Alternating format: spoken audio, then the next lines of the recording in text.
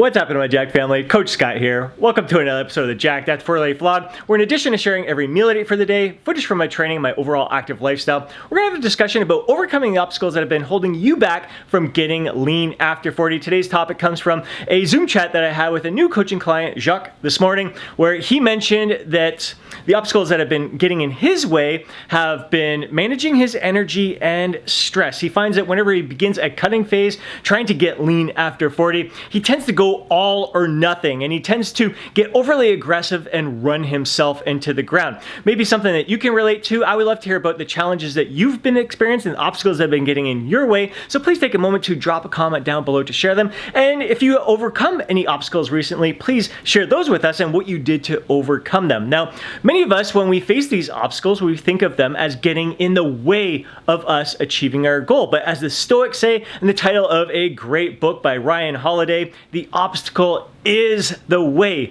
If we want to grow, if we want to learn, if we want to improve and become the best versions of ourselves, we need to face these obstacles and overcome them. That's how we learn and grow. I really love something that Byron Katie said in her book, Loving What Is. She says, a lot of us tend to have the mindset that, why is this happening to me? And instead of thinking that way, you flip the switch and you say, this is happening for me. And so it just completely shifts your perspective of the obstacle, the situation. It's not, this isn't happening to me. Like, why? Oh my God, again? Why do I fall off the wagon every single time I embark on a diet? Think, this is happening for you. I mean, get excited for this challenge, excited for this obstacle, because that's how you're going to learn and grow. This has been a huge component of the Optimized Coaching Program that I've been going through for the past 6 weeks or so right now. Becoming the best version of yourselves and really embracing these challenges, getting excited for these challenges, welcoming these challenges as an opportunity to grow. So we're gonna talk about all these different obstacles when it comes to our training, nutrition, and lifestyle. Let's get to it right now. Just finished another kick-ass workout. I am absolutely freaking loving this training phase in the Jack That's 40 Club, and really stoked to hear the positive feedback from fellow members in there who are absolutely loving this split as well. So let's talk about challenges when it comes to working out. And I find for a lot of us men over 40, the challenges usually revolve around injuries, or maybe not so much injuries as just dealing with little niggles, aches, and pains, oftentimes a result of ego lifting when we were in our 20s, or trying to lift like we were in our 20s now that we're over 40 right now. So I'm dealing with my fair share of little niggles, and I can usually work through them with ease, with no problem. They're just there. I'm aware of it when it comes to shoulders.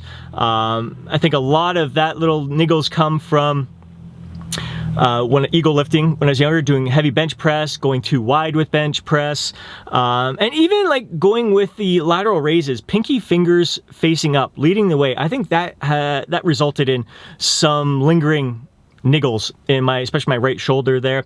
Lower back, deadlifting, ego lifting with the deadlifts and really falling is probably like 7 to 10 years ago, whereas all about deadlifts and squats and heavy lifting there. Just like that was the trend back then. You gotta lift heavy to grow and all that shit. And it just set me up for niggles, aches, and pains afterwards right now. So barbell squats and deadlifts are just something I avoid now. It just don't serve me well. The risk reward ratio is way too low, not worth it in my regards, when there's so many other different exercises you can incorporate. So when it comes to the shoulder, it's interesting because it's my right shoulder that usually has some little niggles that I have to work through. I notice it when I'm doing lateral raises, just like one shoulder lifting up higher than the other. I really notice it when I'm doing the dumbbell shoulder press here the other day. As I fatigue, even though it's my right shoulder that usually has the issues, it's very interesting to see that my left shoulder is the one that fatigues first. And you can kind of see on the last repetition here how my left elbow kind of flares out a little bit. It's a struggle to get that left arm up. Not so much struggle for my right arm. Mind you, I am right dominant, but you would think that the shoulder with the niggle would cause the issue there. And I even noticed the same thing on if I'm doing a dumbbell bench press, same kind of similar issue there. I don't notice it quite as much as the overhead press, but I've made some adjustments to my shoulder press, angling the bench back a little bit more, bringing the elbows in a little bit more. When it comes to the bench pressing, you can see with the decline bench press that elbows are tucked in a bit more. I don't flare my elbows out anymore, even though I really enjoyed the stretch from elbows flared out. Just protecting the shoulders by keeping them tucked in and a bit more of a neutral grip with that exercise. What else? Even like when I'm recording my back exercises, kind of seeing that how the muscles engage, and muscles that are engaging that shouldn't be initiating the movement, or you can kind of see the imbalance between the two, like the left scapula maybe not opening up as much, like the shoulder blade opening up as much on one side compared to the other. All those little things I've kind of been more aware of with my training. Even the cable fly, that's another one. So the high pulley cable fly, I used to go like arms much more stretched out.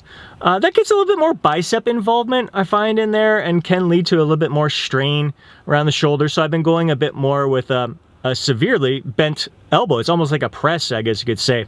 But also working on that full range of motion there as well. So I'm finding when I'm bending the elbows, I can get a better stretch. So right now it's just kind of playing around, getting comfortable with the elbows tucked for the chest press, shoulder press, the elbows bent more when it comes to a cable fly or machine fly. So there's a learning curve there, but also like just really paying attention to my body and how it's moving. I think it's time for me just to drop the weight, go lighter, focus even more on form and technique. Same goes like for legs. Like I said, lower back tends to be a bit of the issue, but that's I mean, that was definitely deadlifts. There's no doubt about that. That kind of threw my pelvis for a loop at times. Lots of glute issues then. So right now, I mean, that's a big reason why I'm focusing on yoga and stretching, improving my mobility there. So got tight hips, got tight glutes, got tight IT bands, all that kind of stuff is making it challenging on leg day. But yeah, just don't like a load on my spine anymore. Hack squats is fine because my back is support. I can push my lower back into that platform. That feels great. Feels great on the knees. I do like a lot of split squat variations, lunge variations. My knees are great, even though I had knee surgery from hockey years ago. Yeah, I find my knees do just fine with lunges. That's not an issue. So all different kinds of lunges, split squats, and that is an absolute blast. So just being smart with my training and working around injuries, working around those niggles, yet at the same time, like making sure I don't just avoid it. I got to improve upon that. Like, what can I do rather than just avoiding exercises that cause me discomfort? How can I improve my shoulder? How can I improve my lower back? And for me, again, like the stretching, the mobility stuff has been absolutely huge for me. So that's, I think, the biggest challenges when it comes to training. Let's get on with nutrition and the rest of the day. All right, now it's time to talk about diet, struggles, and obstacles. I'd say the number one obstacle us Monday 40 face is food temptations. This is a topic I have covered recently on this channel. There's just an abundance of delicious foods at our fingertips, easily accessible all around us, just tempting us to indulge in it. Again, it's so hard to resist those food. I was tempted today. After my workout, I met up with my daughter Noelle at 22 Coffee House, my favorite coffee house. I got some work done there. She did some drawing, little artwork. It's just so much fun. Great little conversations, great atmosphere. I'm usually there about, say, at least 5 days per week. I just like getting out of the house, a little change of atmosphere. It helps me focus. I just love being around people, hearing the laughter, seeing the smiles. Again, just a change of atmosphere from working here at home. So today I had a hazelnut latte. Some days during the week I might have a vanilla latte. I try to keep that to like 1 or 2 days a week because those are like the pumps of syrup in there, a little bit higher in sugar, a little bit higher in calories. I may have just a regular latte at times, but most of the time I have like a black Americano. I freaking love that. Nice little pick-me-up in the afternoon there. So again, I have to watch myself because I'm tempted to have like chai lattes and all these different higher calorie lattes and drinks there. But more of a concern than that is the amazing freaking food there, especially the pastries, the desserts. They make an off-the-charts incredible coffee cake, brownie, pumpkin loaf. I mean, I smell it when I walk in the doors. Today, they're making something different, something new, and I'm walking, I'm like, what the heck are you guys cooking here? What are you making here? Just the smells, the temptations. But I've really learned to, I mean, I almost well, I do. I embrace the challenge. I walk in there, I'm like, bring it on, you delicious smells. Like, I know I enjoy those treats. Like, probably once a week, I'll allow myself to have a brownie, have a coffee cake, or have one of their treats there, have one of their special cookies. If I had it every single day, my waistline would be expanding rapidly. And if I tried to, I mean, everyone could say, well, you can make it fit your macros. Well, yeah, if I made it fit my macros, that would, and I tried to have it, like, enjoy your brownie every day. Well, that would really cut back on the amount of food I can consume the rest of the day in order to maintain my body weight. It would limit the amount of quality, nutrient-rich foods that I could consume, and those are the foods that allow me to thrive, to perform my best, to feel my best, mental clarity, mental focus, just all aspects of life. Like, I enjoy brownies, but I enjoy how I feel eating nutrient-rich foods so much more. I enjoy the brownies even more, or the coffee cake, when I just have it once in a while, on occasion there. I don't need to have that stuff every single day. So, again, I kind of use it as a little mental challenge. Bring it on, bring on those smells. I can resist it. I know it's best for me. The best version of myself is gonna say, you know, it's okay, we're gonna have it. We'll have it another day. We don't need it right now. Have your Americano, get your work done, embrace this atmosphere and everything.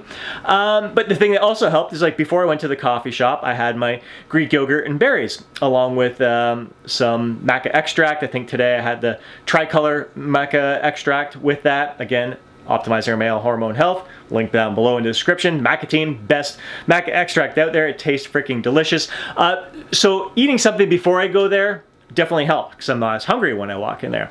Having structured nutrition, structured meals day to day. So I start my day each and every day, morning shake, 1 cup of homemade kefir, 1 cup of unsweetened, well, today was cashew milk, a scoop of protein powder, tablespoon of premium raw black maca powder from the Maca team, again, optimize our male hormone health, link down below in the description, and an assel of spinach and a banana. I have that each and every day.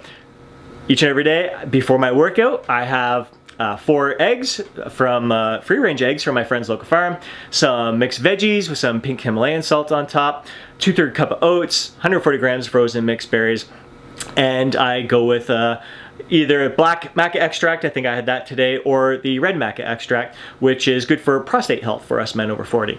And then I have the Greek yogurt post-workout. So those 3 meals, staple meals, I have each and every day. That makes it allows me to face less food temptation. It makes it mindless eating for me. It's effortless. I don't have to think about it. And when I consume those things, I'm less likely, like if I have those meals prepared, if I know that's what I'm gonna have today, and I'm ready to eat those things, I'm less likely to just nitpick at other stuff and pick at other stuff and just grab stuff that I don't necessarily need. And my dinners are pretty staple as well. Like, I'll have typically like 5 to 7 dinner meals that are the same. Right now I've got my fried turkey breast in here, so I cook that with a little bit of fajita seasoning in the oven, almost ready. I've got some Brussels sprouts that I baked in there, as well as a sweet potato. Tastes like candy to me. Like, those 2 things, especially together, that combination, mouth freaking watering for me. Those are my favorite.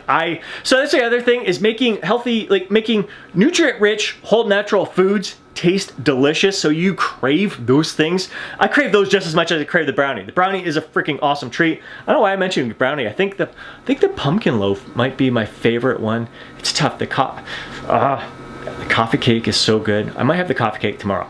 I think tomorrow's, yeah, I think I might treat myself to that tomorrow.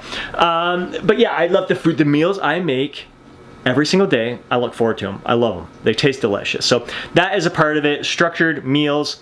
So I know I'm going to be hitting my calories each and every day. And then just having those treats whenever, I don't want to call them treats, processed food, desserts, cakes, brownies. Well, I have those things once in a while. And I can fit them into my macros for the day, or I'll just allow, not macros, but calorie target for the day. The macros are always off when I have those foods. But even if I'm a little bit over, I can eat a little bit less the next day to kind of balance things out. So, obstacles when it comes to diet, definitely food temptations. It's all over the place. It's tough to resist.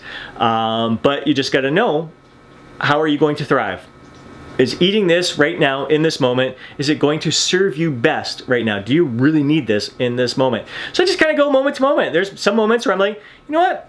I'm gonna have the brownie. Some moments where I'm like, yeah, I want a drink. I want to have a craft beer right now, and it is gonna serve me well at this moment. And then there's other days where I'm like, no, I had it the other day. I don't really need it now. I'm fine. I can go a few more days without it. I'm cool. I'm just gonna thrive from eating my whole natural nutrient-rich foods and drink my water and just stay on point with what's going to serve me best. So that's my little nutrition rant for right now, and we'll wrap things up in a moment. All right, gang, Chiefy Dog and I are winding down for the night. I was gonna go on about obstacles when it comes to getting a good night's sleep and getting in other activities, especially like today. It was raining this morning and freezing rain and snow this afternoon. And we didn't let that stop us at all. Obstacles never get in the way of Chiefy Dog and I getting our daily walks. But I'm gonna leave it at that. We are going to wrap this video up. I hope you enjoyed it. If you did, please do us a favor. Smash that thumbs up button. It'd really mean a lot to us. If you know a fellow bro who would benefit from watching today's video, please do me a favor and share it with them. More than anything, I'd love to hear from you down in the comment section below. What obstacles have you overcome? Has this kind of opened your eyes? Instead of thinking of obstacles being in the way, thinking of the obstacles as the way. Instead of thinking, why is this happening to me? Think this is happening for me. So it is an opportunity for you to learn, grow, become the best version of yourself. Before you go, don't forget to download your free guide, Jacked After 40. I hope you have yourself an amazing day. Catch you next video.